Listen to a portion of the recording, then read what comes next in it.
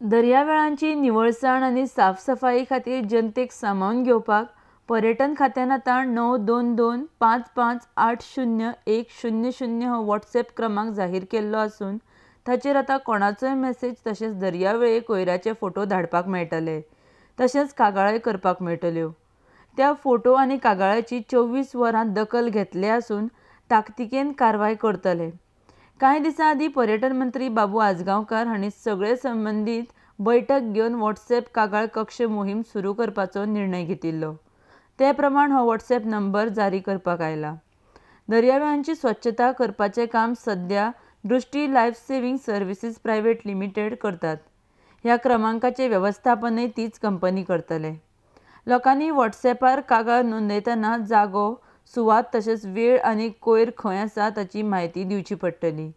कंपनी मार्फत थंय प्रत्यक्ष भेट दिवन थंयचो कचरो 24 वरां भितर काडटले अशी म्हायती कंपनी आनी पर्यटन खात्याच्या सुत्रां कडल्यान मेळयल्या। ह्या व्हॉट्सॲप कागाळ मोहिमेचेर पर्यटन खातें देखरेख दवरतलें आसून गोंयच्यो दर्यावेळो सदांच निवळ आनी स्वच्छ उरच्यो म्हूण ही मोहीम राबयल्या। आरडेक्स गोवा ब्युरो रिपोर्ट।